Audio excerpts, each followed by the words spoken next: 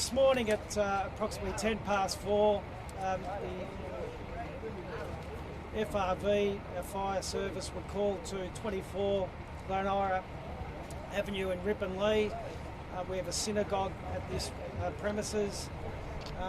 At that location, a deliberately lit fire was detected. What we do know, a witness who was attending morning prayers has entered the synagogue and upon entering has seen two individuals wearing masks, for want of a better description.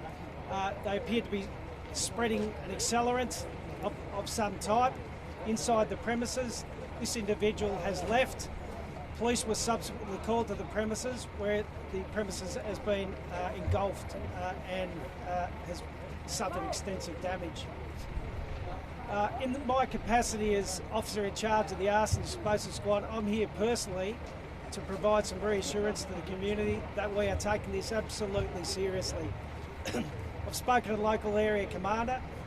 Our first and foremost priority is to identify those individuals that are responsible for this. We believe it was deliberate. We believe it has been targeted.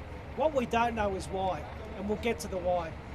I'm here in the capacity as the officer in charge of the Arson Explosive Squad to give that reassurance to the community that we will do everything we can to bring these individuals before the courts, to let the community know that we're going to do our best to make sure that they can return, as they should, to their local synagogues and do what is absolutely Australian, that is, to be able to worship without fear. Are you able to explain if this was captured on CCTV, if the police have been able to seize that footage at all? So we believe it was captured on CCTV. To what extent we don't know. That's something we'll undertake, as it's only early days at the moment. We haven't been able to retrieve that, but that's certainly an avenue of inquiry we will look at. Do you know if the fire has at all impacted the CCTV? We don't. Will it be difficult to obtain that? Well, that's the million-dollar question. We will go through its early stages at the moment. We'll be certainly looking to retrieve the CCTV. What I would say, though, is CCTV, there are people in the community who we want them to look at their footage. We want, certainly in this area, we want them to identify if around 4:10 they saw two individuals, there may be more, loitering around this area. We're looking for vehicles. We're looking for those two individuals. We want some starting points. We know from experience that these investigations get solved through CCTV. We need the community's help. Crime Stoppers is the best medium for us. 1800 333 000. We implore the community, and I know this is not going to be a stretch for the local community here to give us assistance. We know the local community want these people caught, as we do. That's why I'm here in the capacity of the officer in charge. We are taking this seriously, and we want these people caught, just like you do. We don't know. We'll keep an open mind. But, if they have left in a car, we'll hopefully track that down. Chris, could you describe the offenders for us, what you know so far? All we know is there was some dark clothing. They're certainly wearing some face covers to that extent. Again, we hope some CCTV provide us with some more there. But, it's early days. We're 4 hours into an investigation. What language were they speaking?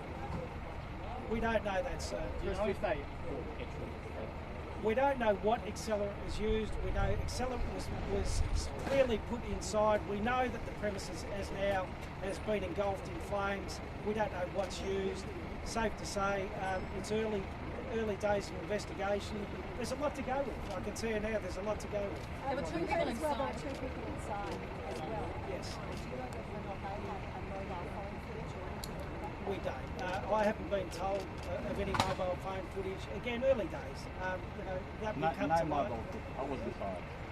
And do we know what the situation was in terms of injuries? We believe one witness, as on brief, has received an injury to his hand. To what extent, I don't know, but that's the information I have.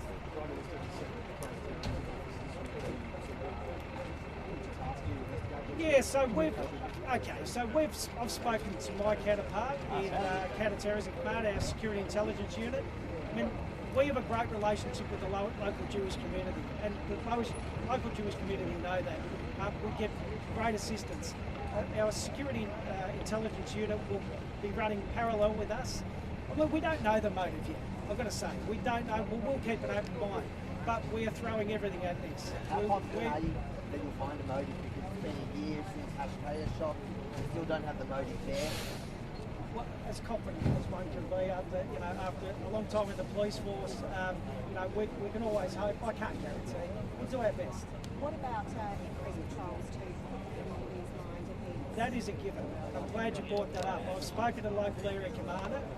Patrols will be increased. I want the public to be reassured that we'll do our utmost. Again, I'm here for that reassurance. That is, we are taking this seriously. We will give the local community what they need, and that is we want them to be able to go about their business and pray safely.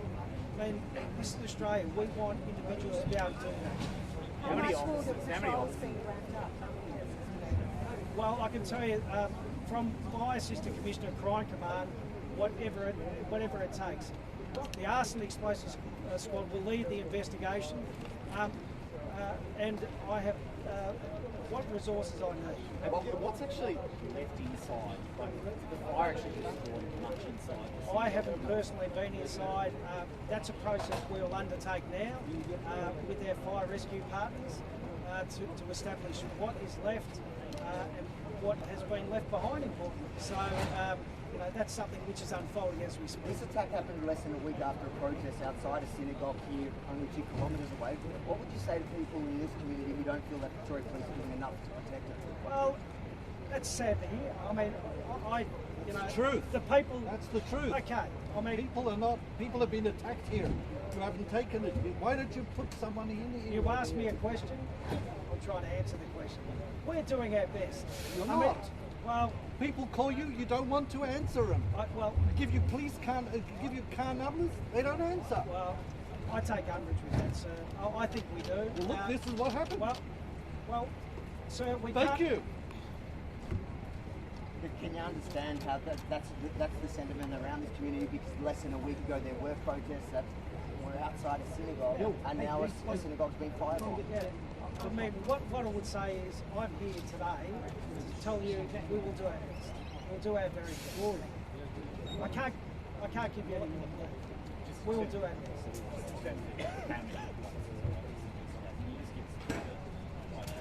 Well, scale is something. I'm not going to give exact numbers. I've got a large office. We've got crime command. I've got the resources I need. We will be committing significant resources. Yes. How soon do you think you'll be able to get those responses? Well, we hope today. We've just got to make sure the scene is safe to go into, and we will then be able to enter the scene. Will you get the person who was responsible for it? They probably paid those two to do it. There's probably a few people behind it. We'll do it. Like it happened to Josh Burns also. We'll do it. But you still haven't got all of them. We'll do it. Yes. Are you worried with the escalation of anti-Semitism in the last year? Am I personally worried? I mean, of course. And we are doing our best. Am I worried? Yeah. But again, all I can say is we're going to be out. We're going to be visible. We will be investigating this with all the resources we can commit. Is it a lack of resources? No, not at all. No, it's not a lack. Chris, where does the investigation go as well? Well, at the moment it's very early days. We'll go through, examine the scene, see what we can obtain, and then from there, the investigation begins in earnest. Have you had any car CCTV or damage? No, but again, a great point. There would have been people driving around. A lot of people do have dash cam. Again, I want to implore those that were driving around, let's say 3 a.m. onwards, if they've got some footage of vehicles, we'd love to see it. Again, Crime Stoppers is a great medium for that. Enough.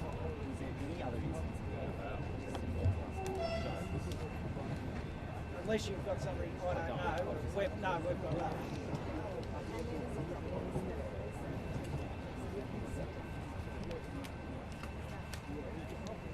that. There's been various accounts of individuals being in the scene. Some have been discounted, others haven't. Their alliance with crime was certainly exercised. So that you arrested. No, we've not arrested him.